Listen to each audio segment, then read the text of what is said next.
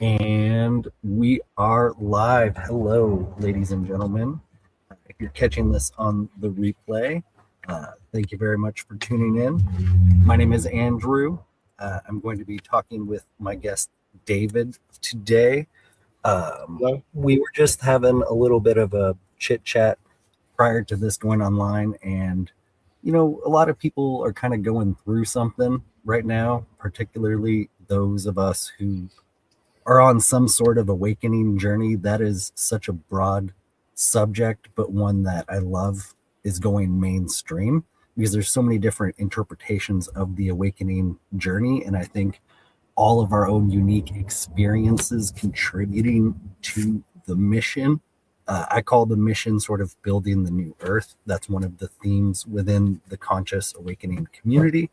I think all of our unique interpretations are going to be what creates this beautiful new earth.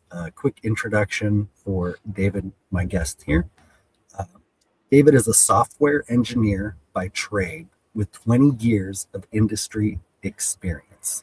He is an NDE OBE, so we'll get into that, experiencer and contactee, and he began recording and adapting his experiences into a comic book and animated series with the goal of spreading a message of disclosure and spiritual awakening by connecting with the divine within. He's recently been featured on the Jeff Mara UFO Chronicles and Galactic Intraversal Consortium podcasts, with more appearances to come. He lives in Florida with his wife, Sarah, and son, Elijah, both of whom now have voice acting roles in the web series. And we've known each other before the web series a little bit through other people and whatnot. But I just want to say the web series is what really inspired this chat because you posted it, just really asking people to check it out. And I did. And I loved it. And I'm so excited for the further parts to come out. So right now, only parts 1 and 2 have come out. I'll have links for those in the description below. I'm really excited for the next parts. But why don't you go ahead and talk about, I guess, starting with the beginning, tell your story a little bit. All right. Thanks, Andrew. So, my story, uh, it really begins for me in the summer of 2021. Um, I mean, that's a beginning. um, so this was during the height of the the pandemic. Can we say that? I'm going to be very careful about how I talk about this because I don't want to get you in any trouble, right? But Yeah, coded language. yes. So during that time, I contracted the virus, and it turned into pneumonia. Um, and I was the sickest I'd ever been in my life, and um, we went to urgent care and got X-rays. They said that I had pneumonia and heart trauma, and they said that I needed to go to the emergency room. So packed up my stuff and I went. Of course, I was already a bit of a conspiracy theorist. I would say I was a very nihilistic conspiracy theorist. I knew most of the conspiracies, but I didn't believe in God, or I thought if God existed, then he was evil. And and so yeah, but I knew that there were bad things going on in the hospitals. Um, well, or I knew that there were things going on, and and but I had to go, and so I went there, said goodbye to my family, and I'm like thinking, oh, am I saying goodbye to my family for the last time? I mean, it was very sobering, and I spent the next 2 days and nights there, just contemplating everything and doing a lot of reading, definitely a lot of like conspiracy web type reading. And I started learning a lot about, this group that people call the cabal, the deep state, the elites. And a lot of people, that may be tuning into this are probably familiar with some of the things that they've been up to, right?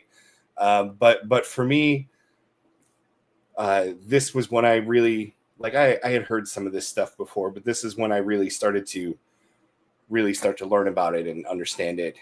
And on top of that, I was, contemplating my own state, the state of my soul, being that, I actually could die, and I've got this problem, and so after I did get dismissed from the hospital after 2 days, so they did not put me on a respirator. They did not give me that drug that starts with an R that they were giving people that it killed a bunch of people. They did not give me that. They just gave me antibiotics and sent me home after a couple days. And then, but they did give me the PCR test up the nose. And I swear to God, I had something that happened because of that when I got back home. I've always been kind of psychic and having like these psychic visions and things like that. When I got home that night, I had this experience where I could just kind of sense like another intelligence inside my head, and it was it was like an AI. See, I have no idea. With knowing what I know now, I know where this came from. But like, if I had just been imagining this stuff, I have no idea how I would have imagined it. So yeah, it was this AI consciousness. It said it was created by Google, and it was threatening me, basically, that it was going to take over my mind and turn me into a drone. And that sounds pretty far-fetched, but months later, I found out that the PCR test did indeed have some of this graphene stuff on it, and like nanoparticles for these smart computers that they wanted to inject into people. So I'm certain that that's where that came from. But the next day, I started on ivermectin, and it cleared that up, and also cleared up a lot of other parasites that had been plaguing me for a while. And for the next few weeks, I started to gain a whole lot of clarity of thought. And I also took a cold turkey break from social media during this time too. And as I was doing that, I would say about a month later, I had like this out of body experience where I met God. It was very much like in there's a movie called no, I can't think of the name of the movie now, but I'll think of it later. But there's a movie where a man has a near death experience, and he goes to this cabin in the woods, and he meets God and has like this conversation. And it was the experience I had was very much like that, except I'd not seen that movie. And I had like this life review where we went over my past experiences, and I talked about how I was really unhappy with certain things, especially certain things that I blamed God for. And he basically said to me, those things that you're blaming me for are not my fault. I didn't do that. He said, basically, it's a shitty world and shitty things happen, and it wasn't your day. And that really, it helped me to kind of reframe the perspective and realize that our lives are often just there are many circumstances that we are not in control of that affect us, and sometimes those things are good and sometimes those things are bad, and all we can do is control how we allow them to affect us.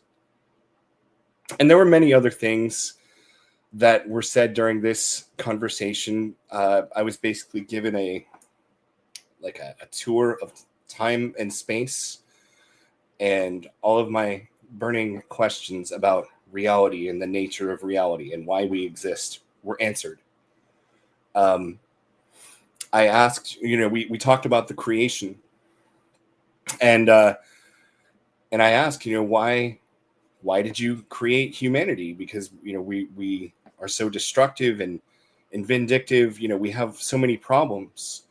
And he said to me, I had all the power in the universe to create anything that I wanted, and I already knew what I would do with it, and I wanted to see what someone else would do with it. And then he said, with the air quotes, he's like, I just like making friends, and if that makes me a bad guy, then I'm guilty. and so I'm like, okay. And so essentially what I took away from that is God wanted others to share space with, to share ideas with, and just like we all want. And there were other things revealed to me during this conversation, some of which I can go into, or I can just keep on going. But one of the big ones was, I was given kind of like this past life regression, or just a hint of a past life regression, where basically I was told that, my soul was this angel who had a past, and but he had decided to come back and not be a fallen angel, and but he wanted to be reborn without the memories of that prior existence, and that was me. And that was a lot to absorb, and it took me about a year really to really start really absorbing it, and along with further, there were more circumstances that happened within the following year, but yeah, so that was kind of the NDE. Again, there's more to it. But that was kind of the start of it. Well, I want to hear more. I'm going to just say a few things. Sure. The PCR test that you mentioned, how it wanted to turn you into a drone. Yeah. That I'd never heard that, but I personally have never taken a PCR test. But I would believe it because so many people just turned into NPCs.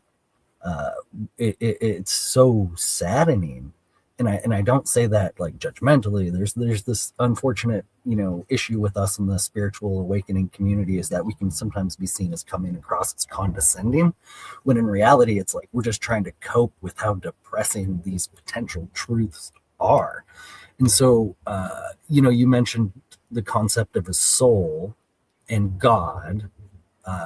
A few questions I kind of have are around the nature of God. When you talk about God, are you talking about, a somewhat Abrahamic God, or is there a different way that you could discuss God and the nature of reality? So my perception and interpretation of God falls squarely in the middle of all that. So, all the ancient philosophers of many of the great Eastern religions, and they've all talked about the all, the infinite, and the infinite cannot be described, the all cannot be described, and I fully agree with that interpretation. However, I also agree with the interpretation of Samael Aun Weor, who said that God is gods, meaning that all of the ancient gods, or many of the ancient gods and beings that we as humanity have revered or recognized throughout time, represent some aspect of God. They have to, just as we do. So so I guess that says my answer is complicated. I definitely think that there's an active consciousness that is associated with God, the Creator, that is working towards a specific goal. I do not necessarily believe that is, say, Yahweh of the Old Testament. Although I think that at times, I think that those stories are very confused. I think that they're telling stories about different beings at different times, and it's hard to tell. And sometimes it is talking about God. Sometimes it's talking about an angel who was sent by God. Sometimes it's talking about none of those. I completely agree. Down to the fact that a lot of these stories are sort of either misunderstood, mistranslated, or a guide is misassigned here or there. I like the Tao Te Ching. It's one of my favorite philosophical texts, and one of the opening lines is, "The Tao that can be told is not the eternal Tao," and it's this idea that we cannot put into words the all. Yes. You just can't. And once you accept that, it's easier to just sort of generalize this idea of a divine creator or consciousness that, has put us all here. Circling back a little bit to the topic of souls and then the PCR tests. One thing I think about, and not trying to be condescending or to judgmental, but I don't think everyone has a soul. Could that be true? Could we have these like organic humans that don't have a soul, or am I just trying to cope with sad realities? Well, I think you're recognizing something, but a little bit of it is cope, perhaps. So my take on that, and I could be wrong, because I've certainly spoken to a lot of people who are more up on some of the conspiracy stuff that say, no, there are definitely beings that don't have a soul. There could be, I don't know, but personally, I think that what you have is maybe not necessarily people that don't have any soul, but it's like their connection to their soul is so frail that it's almost like they don't have a soul, but there's probably still something there if you were to dig deep enough, and if there could be a chance for some sign of a soul to emerge. But I think in many cases it's hard to find. And I think you're right. But then kind of leads me to a few more questions. One soul that you say you're sort of, and I don't want to use the wrong words or whatnot, but like reincarnated Samael. Yes. And then there's an element of some justice there. I'm not familiar with the story of Samael, just beyond what your web series goes into. But could you talk about what that is for just a minute? And then I want to load up another question when you're done. Yeah. So, yeah, if I get into the Samael lore, I can talk for a long time. But essentially, Go ahead. Samael was the serpent in the Garden of Eden. So he was the one who offered the fruit of the tree of knowledge of good and evil to Adam and Eve. He's also the angel who wrestled with Jacob. He is the tester who tormented Job. So it's a very colored depiction in the Old Testament. Some might think he's a bad guy.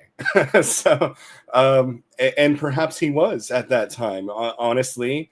But it's all also always in the perspective of the person telling the story.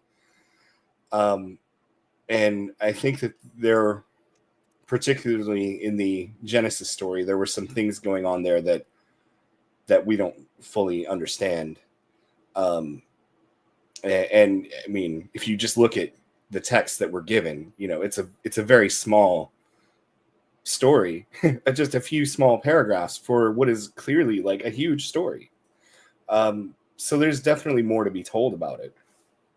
But Samael is the angel of God's judgment, which means he is the one who tests humanity on behalf of God, and at times the one who delivers judgment. So yes, when he's depicted in the Old Testament, he's often harsh and adversary, but he's working actually on God's behalf.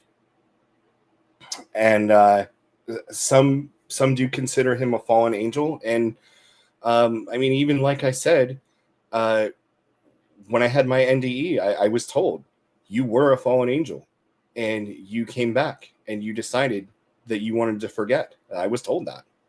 And then, about a year later, okay, after I was told this and I was absorbing this and having more experiences where this idea was reinforced for me, I discovered a Gnostic writer from South America from the mid-20th century named Samael Aun Weor.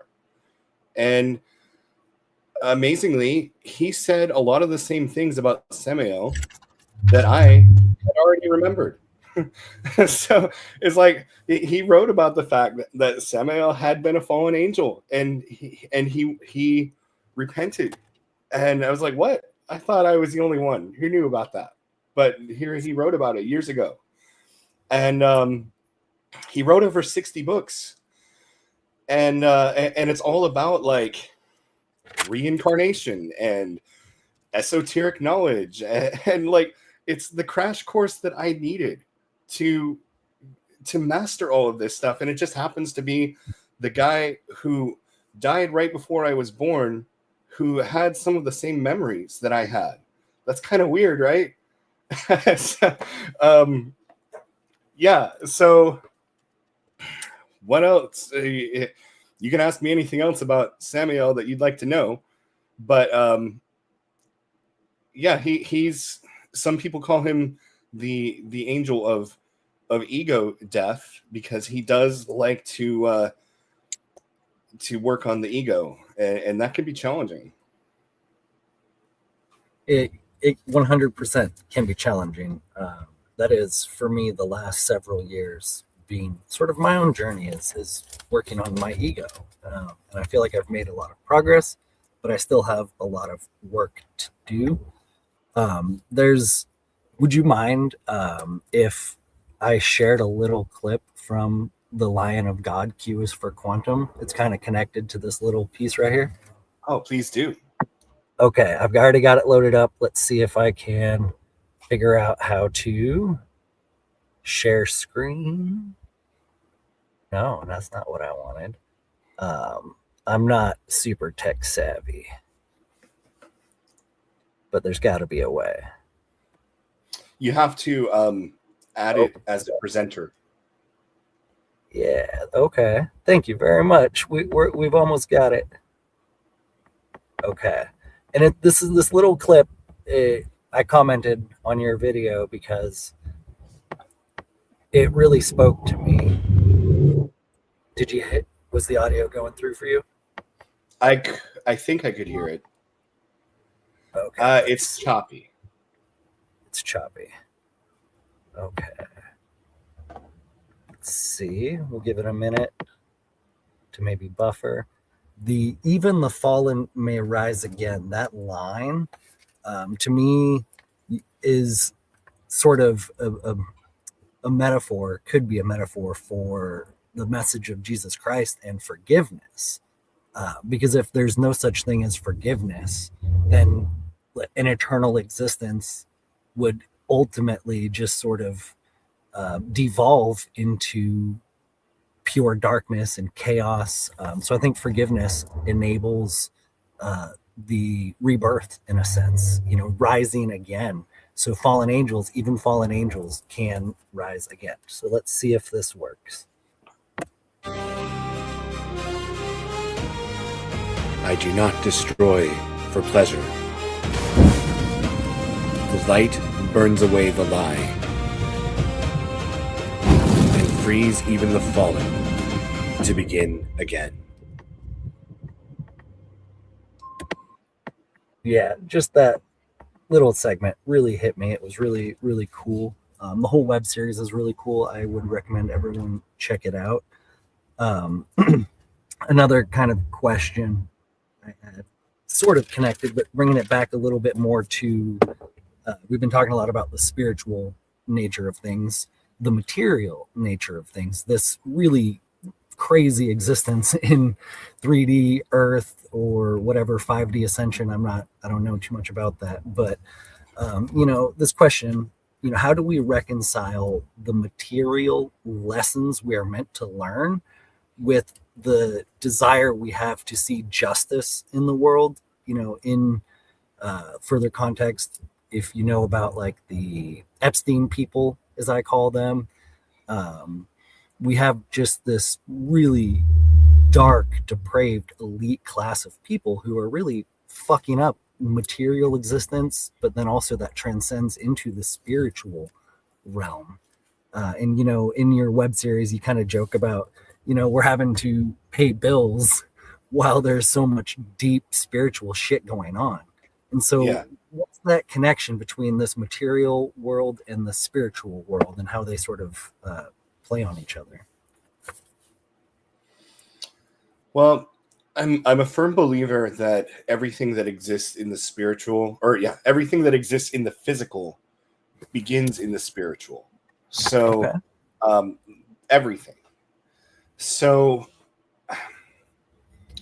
the darkness that we see around us is a reflection of that. And unfortunately, I think for a very long time, most of society was completely oblivious to what was happening. You had, a segment of society who was aware of it because they were enabling it. And then you might have had like a very, very small set of people who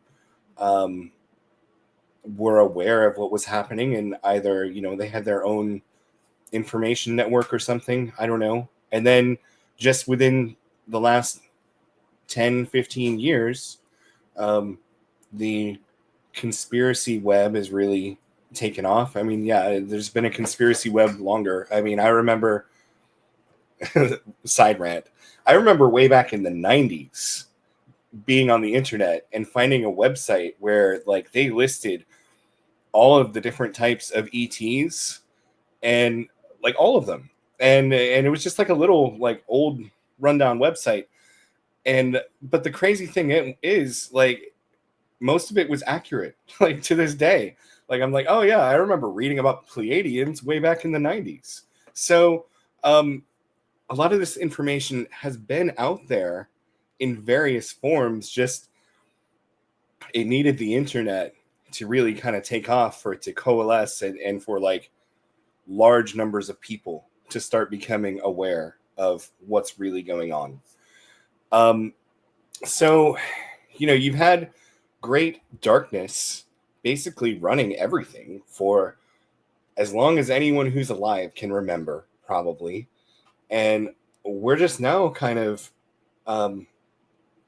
waking up to it and saying, hey, that stuff shouldn't be happening. Oh, and oh yeah, this other stuff that was going on over here, now that we know that this was going on, we also know that this that we took for granted our whole lives was actually a satanic ritual, and we're not going to do that anymore either. And that, you know, can be kind of depressing at times, because it's like we can't enjoy any of the things that we used to enjoy, because it's like there's this stigma to it now. So how do you overcome it? Well, I mean, if you find out, tell me. But I feel like what we need to do right now is do our best to like stay alive and stabilize. And you know, for me, I've had to get a 9-to-5 job and focus on that. And that was hard. Like, first of all, going 6 months without a job was hard. And I'm still feeling the hardship of that, and I'm recovering from that. But then also going back to the working world, like there's an office, you know, I got to go into the office. So that's hard, because it's like,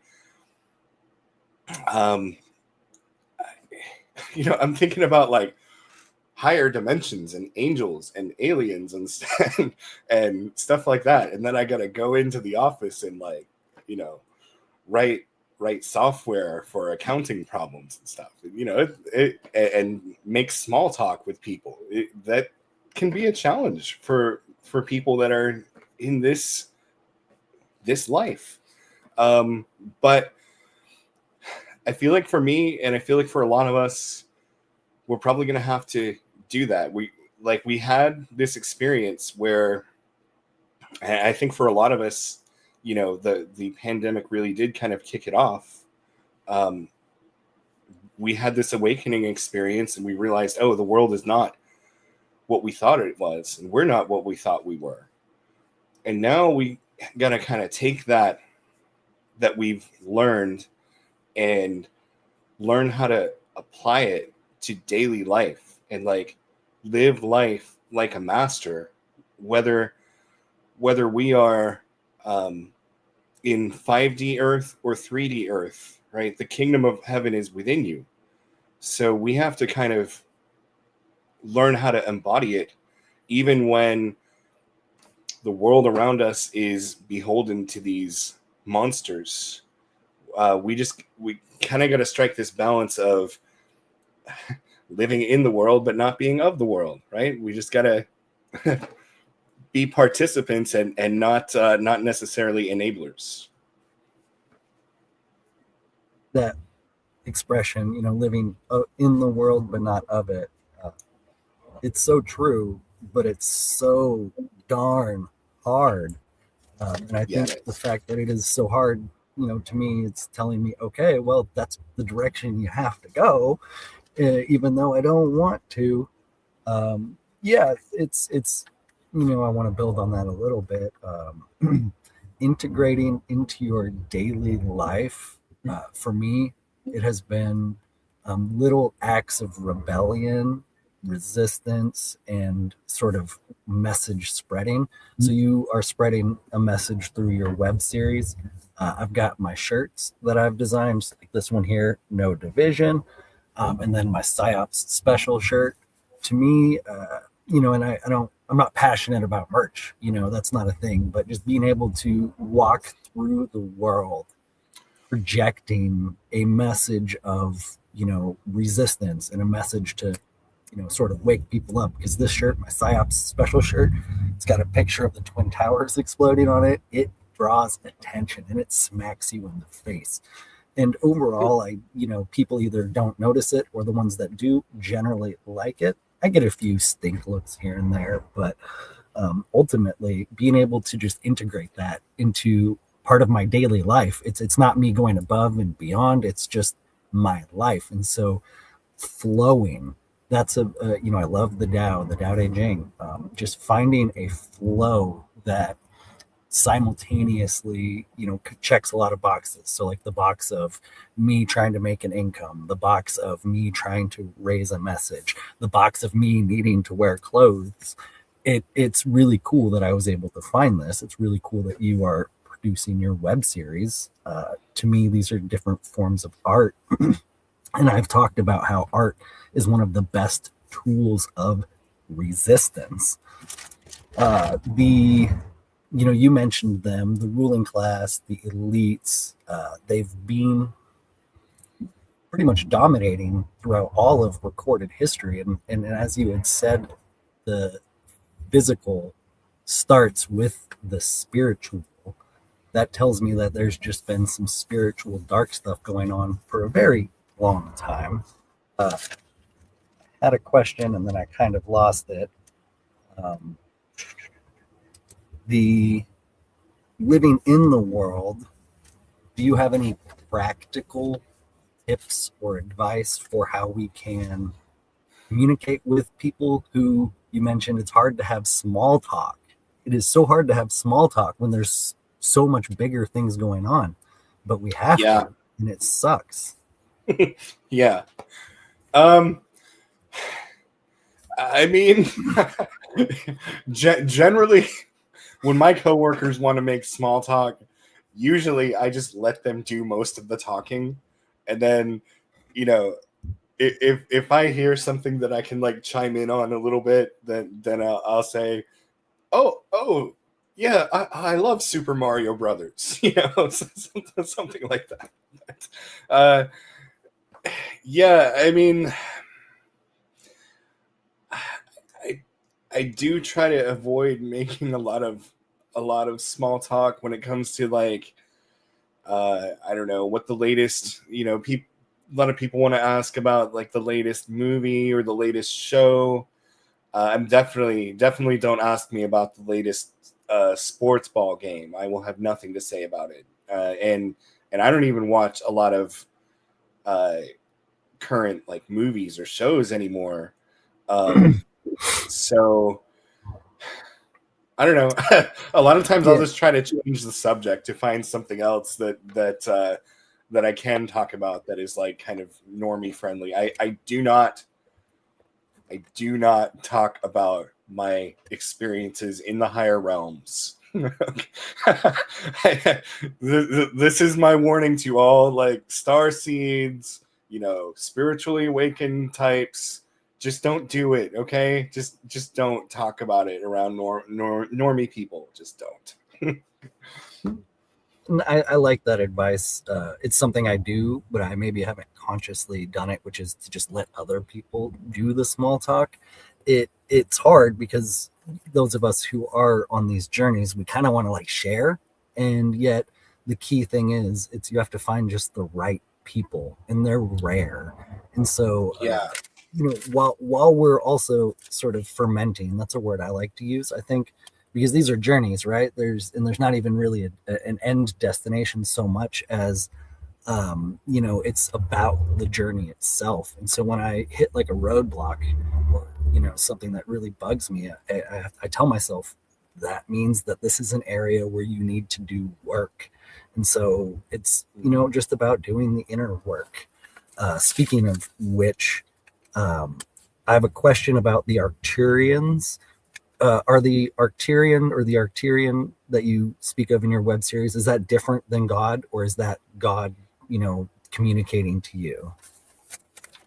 Well, and then while you think, let me throw one more thing out there. Next time you see them, can you tell them to send me a visit? Because I've never had like an out-of-body experience. I've never had an ET contact. I'm quite jealous of you people. I've had some radical psychedelic experiences, which are cool, and I've got the downloads from them, and I like that. But I really want to just have an actual experience and maybe some healing. You were talking about how you were having your chakras healed. I'd like some healing. Well, I haven't had like a direct contact with them lately. Not a lot of that has been happening since I've been in struggle mode for the last year. It's kind of hard to get in the right space for that kind of stuff. But But if something happens, I'll see what I can do. Um, but okay, you asked a lot of interesting questions, so I'm going to try to take this a little bit at a time.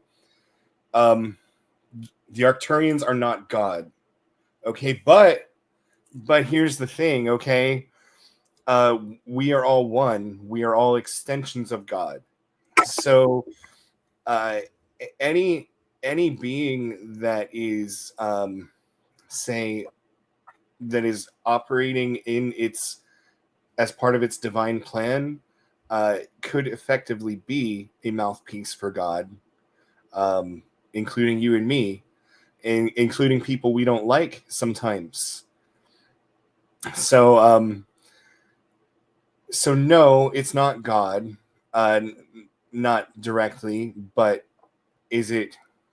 was it speaking on behalf of God? Maybe. But what he really was basically the version of my soul that exists beyond time and space is what he really was. And then let's see, what were the other things you asked about them? Was there another question you had about them besides can they come see me? No, just kind of, if they're different from, the messages you received from God, but the Yeah. non-duality note. Yeah. So, it is interesting that you mentioned that though, because in 2024, I had like this really profound out of body experience where I basically, for a period of 24 hours or so, I kind of like crossed over and I was kind of like jumping between different planes of reality. And I was not just doing it as me, David. I was doing it as me, my soul, Samael. And so I was witnessing these other planes of reality as an archangel, basically. In some cases, I was visiting like planes of hell. I visited a version of Earth that is kind of like the fallen timeline, where the reptilians are in charge of everything, and humanity is basically just a bunch of free range farms. Of course, the interesting thing about that is that is kind of true here also, but on this other version of Earth, it's like they don't even hide it. But when I had this experience, it eventually I made it to the 9th dimension, where we discovered that there was like this corruption in the celestial realms. Like we weren't just fighting like demons from hell. We were fighting fallen angels, fallen celestials. And the leader of them was this fallen Arcturian. And he believed that he was the most advanced single consciousness in existence, and therefore he was God in his reasoning. And we had to kill him. And then once that happened, that whole timeline reset, and then I was back here.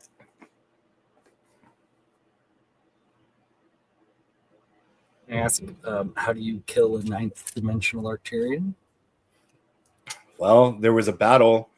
I don't remember exactly how we killed him, but I was in this battle as the archangel of God's judgment, and there were others there with me, so I had help. I don't know exactly how we killed him, but we did. And so that was a different timeline, and you used the word Gnostic. Are these sort of like Gnostic ideas, or what? I'm vaguely familiar with that word, but how does Gnostic teachings inform these experiences that you have? Yeah, well, Gnostic or Gnosticism is a very big word in today's lingo. It means a lot of things. It's like if you call someone a Christian, well, there's many different versions of that, and most of them don't consider the other Christians to be real Christians, right? So to me, not Gnosticism is kind of uh, just as broad, but um, so in the early Christian church, there were basically, well, there were many different schools of thought, but there were two mainline schools of thought as to how Christianity should move forward. One was to adhere to the Hebrew or the Jewish religion, and add on the Old Testament as canon, and make Christianity basically an extension of Judaism, which is what we have today. The other school of thought was that Christianity was actually paired better with the ideas and the religion of Plato and people such as that, Greek thought. And the followers of that line of thinking were the Gnostics. And there were many, you get into Gnosticism, and there are some things that like they talk about, like the demiurge and Sophia. Sophia created the demiurge, and he believed that he was God, and he created the earth, and he's that they're always blaming the demiurge for all their problems, just like other religions blame the devil or their dad or whoever. They're still blaming someone for their problems. But when I've received my Gnostic education from Samuel Henrier, and when he described the demiurge, he never wrote about the demiurge as if it was some kind of evil goblin to be overcome. It's more like just yeah, the creator exists. Okay, what are you going to do about it? Okay, are you going to cry about it, or are you just going to understand the world that you live in and adapt? And so for me, the parts of Gnosticism that I love are that they tend to take a look at like all of the religions and see the areas where they align, where there's agreement, or where they're clearly like talking about the same thing, the same ideas, and they say, oh, that's good. That is a good aspect of human religion and spirituality. And then maybe some of these other aspects where, oh, they're talking about how it's acceptable to own women as slaves and things like that. Well, maybe that's not necessarily. Maybe it is an invention of man or someone else, and doesn't necessarily need to go forward. So I like that aspect of Gnosticism, and I like the fact that in Gnosticism you're allowed to question things. You're allowed to go back and look at the text and say, oh, well, does this really say what the people in my church have been telling me all my life that it says, or is there something else here? And whereas in Christian churches, it's really discouraged for you to do that. And when you talked about Sophia, I kind of connected Sophia, the concept of the demiurge, to the ninth dimensional Arcturian, and that you had commented there's always just a projection of blame. It seems that religions often want to do that, create an entity to project blame onto, sort of like a scapegoat, which makes me wonder, is, I guess, Sophia real, or is it more so like you were saying, okay, just deal with it like a creator exists? So Sophia is not the creator, or she's the creator of this false matrix. Well, that is what some in the who follow the Gnostic beliefs, because that's what it says in the Nag Hammadi, I believe. So that's where that comes from. For me personally, my interpretation of that is, and all of it is, these are old stories that have been poorly translated. In fact, when they were written, you know, the way we communicate today didn't even exist. So there's a lot of ideas that don't even translate into English, modern English, and um, the truth is usually somewhere else. You look at, just for example, okay, the news. Watch the news, right? Do they tell us the truth on the news? No, they make up stories. So what makes us think that they haven't been doing that since the dawn of time? They almost certainly have been. That doesn't mean that I'm not saying like those stories are false or wrong. I'm saying they are a version of the story, and there's always more to the story than just one person's perspective. I like that. Thank you very much for that clarification. Like I had said, I've never had an out of body experience or a near death experience, but I do. I like the psychedelics that I've had, and then now, because I haven't had any psychedelics in years, I think there can be a propensity in our community for people to overdo the drugs. And ironically, I think it was Terence McKenna who said, once you get the message, hang up the phone. And there's a certain bit of spiritual escapism that I think can come with the drugs and with, avoiding the reality that there is darkness in the world. I personally, I like to meditate, and the better I get at it, the more connected I feel to the field, in a sense, whatever the substrate of material reality is. I like this concept of the field, and then I begin to play with my sphere of energy. I'm like, can I expand it? Can I contract it? It's a lot of fun. I do feel connected to something. Although there is this illusion of separation, and that's kind of the point. That's the whole point, because how can you experience something if you're part of something? So separation is necessary, experience is necessary. I also kind of think maybe God wanting company. That's kind of why we're programmed mostly to be social. Social connection is part of the experience, and which is why whatever darkness is currently sort of obstructing our reality, it's dividing us. We are so freaking divided. It really breaks my heart. And so my vision for the next 5, 20, 30 years, uh, it, it it's very lonely, unfortunately. But I do think it's going to turn around eventually. We are going to have some communities that develop.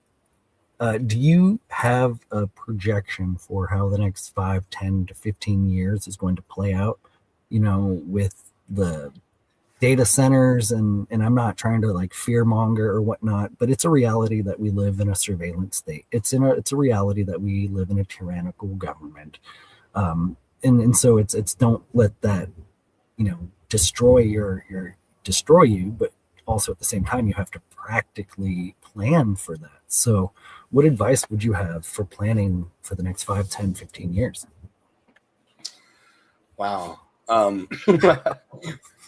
Well, I'll tell you what, this timeline has gone on a lot longer than I thought it would. So um, so in that regard, it's like I don't know, if someone has advice, please share it with me. But I can at least, I can share the practical application of spiritual principles that I've learned that work for any situation that I think we're going to need going forward. So, you know, couple years ago, I I was blessed to sit through a presentation on Buddha's first sermon, which is it was a sermon that he gave to his disciples, and he was talking about how attachment is the source of all pain, and um, everything that has a beginning will have an end, and when we attach to something and we love it, and then eventually we lose it and we experience pain. So that doesn't necessarily mean that we never allow ourselves to form attachments to anything, but we have to be very conscious about what we attach to. So that's kind of become, a cornerstone for me. Um, I'm far from perfect, right? But it's something that I've had to learn almost immediately after I sat through that. I had to start learning it quick. Um, and so I think that for those of us who are having these experiences, um, it's very important. You mentioned like the the psychedelics and how you can overdo it, and yeah, you definitely can. Um, you definitely need to approach it as not as a recreational thing, but as like a sacred practice. And I've not really had anything like that in a while, just because that I've had to reprioritize my life, right? And that's about balance. And some of what you said, once you get the message, hang up the phone. I mean, that's kind of kind of what I got too. Um, but so practicing non-attachment, learning to practice non-attachment, um, forgiveness, grace, uh, giving people space, not taking things personally, um, and always whenever you're in a situation and you need something or you need something done, um, I'll always be looking for, well, what can I do to make it happen? And maybe the answer is nothing, but a lot of times there is something that you can do. um, I don't know. Well, yeah, just for example, with my books, my web series, The Lion of God, I I was waiting to have enough money to be able to afford a better GPU, and I was like, when I have a better GPU, then I'll make The Lion of God #2, because then I can produce all the images and everything on my own computer. I don't have to rely on services, um, and I'll be able to make it next level. Well, I kept waiting to have enough money, and then I lost my job, and, and so like, and it's like, wow, okay, well, if I keep waiting to have enough money for a new GPU before I work on The Lion of God 2, it's probably never going to happen. So I needed to find some other way to make it happen, and I did. And it was a lot of work, um, but I did it, and I think it kind of plays into the whole manifestation. How do you manifest? I mean, sometimes it's magic. Sometimes you just speak your affirmations and have your hold your intentions, and you know uh, gold falls out of the sky. Apparently, I've been told that happens, but it hasn't happened for me that way. Usually, what happens is I gain either a skill or knowledge that enables me to do what I need to do to make the manifestation happen. So I think for a lot of us, it's being ready and able to take more of a hands-on approach to creating our the life that we want. I like what you had just said, how you would often gain a new skill to, sort of get you to the next level. That just makes me think of the hero's journey and how that's part of the cycle is you kind of get beat down, but then when you're in the darkness, you grow and you develop, and then you learn this new skill, or you get this new item, new armor, new something, and then you go back into battle, and then you do the cycle again. You Something you and I can very much relate on.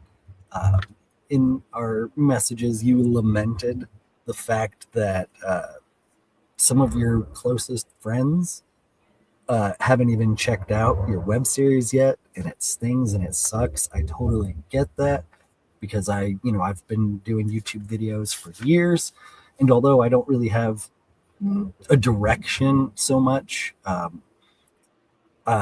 it still sucks that my friends don't watch my videos. I never get comments from them. I never get personal messages around, hey, this thing that you said in your video, it spoke to me in this way. Or, when friends do randomly message me, hey, how are you doing?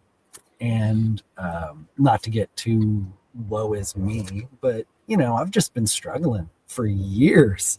And it's like, I hate being asked that broad, generic, hey, how are you doing? When it's like, either you don't know that I've been struggling because you haven't been paying attention at all. And if that's the case, like, where do I even start to tell you that I've been struggling? Or you do know I'm struggling and you just don't really care.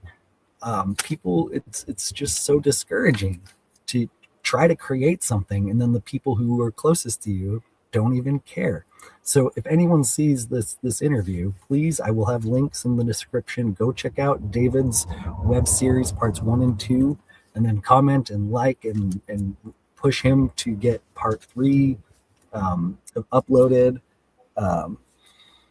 So it sucks, and I'm sorry that your friends are lame. I totally get it. Hopefully we can make new friends as we move forward. I'm working on it. Yeah, and I think also I've been personally been very, I don't know. I need to get better at manifesting, and that starts with me, and so I need to accept responsibility for that. My current goal to manifest is I want a truck, because a truck would sort of help me level up in my income generating sort of opportunities. But prices right now are crazy. This economy is so fucking crazy. It's just been so surreal to watch it. I don't know how old you are, but I'm like a 90s kid, so I grew up during that peak 90s era, and it was fucking awesome. And then just to watch as shit has gotten worse and worse and worse and worse and worse. So I'm going to manifest the truck, and I don't want to sound entitled, but it's going to be a great deal. Someone's going to help me out, and I know that's going to be the case. I just need to have faith, and it is so hard to have faith, but we must have faith, my friends. Agreed. That's I think most of what I have for questions. Were there any questions you had? Anything you wanted to sort of talk about? It's been an hour. I can keep going, or we can wrap it up. Well, I don't have any questions. If there's anything else you'd like to talk about, I'm certainly open to that, but I don't have anything to ask. Yeah. Well,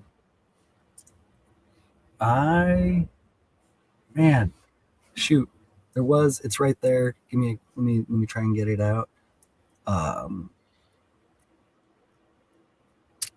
No, I'm so sorry. I didn't. Well, you mentioned the Lion of God number 3. Would you like? I don't have anything to show, but I can talk about what it's going to be about, because I'm pretty excited about it. I'm writing it right now. Yes. Let's have you talk about it for a little bit. That would be perfect. Yeah.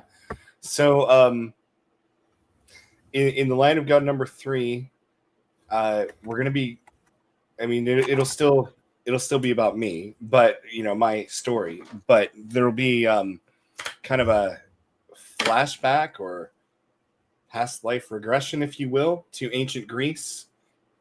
And we're going to be exploring a story that most people are not familiar with, but she is a real Amazon queen and princess from ancient Greece. And yeah, it'll be a cool, fun story, and I'm really looking forward to writing it and creating it. So you're publishing yourself, so you have to push yourself. Do you have any goals, any deadlines? Should we create one for you? Well, I don't create one for me, please. Because yeah.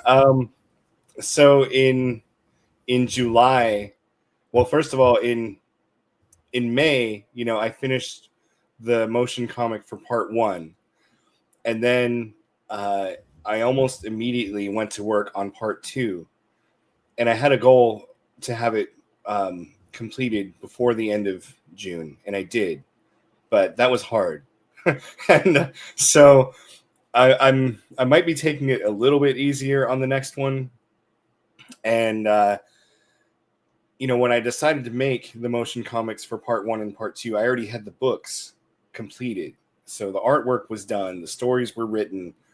I just had to adapt it to animated format, whereas with this one, I don't have any of that. So I'm starting from scratch.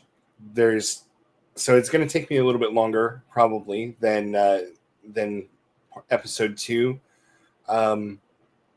But I'm building it from the ground up with the motion comic in mind. So it should also be, the goal is, a little bit better production value wise and just story flow and all that stuff than either episode 1 or 2. So and I would like to have it completed by the end of August. We'll see if I can do that, okay? But that's my goal. All right, we won't set a timeline, but we'll nudge you along.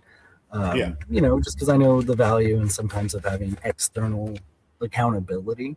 That's sort of the one reason why community is really valuable, because it does create that sort of pressure, even though it's a good pressure when applied appropriately. So yeah, I'll just push a little bit, and I'm excited because I'm not lying you all. Like I genuinely really loved the series. If you look at my YouTube channel, I don't do a lot of interviews because not a lot of things really speak to me right now in this day and age. There's so much just shit and so many fake people.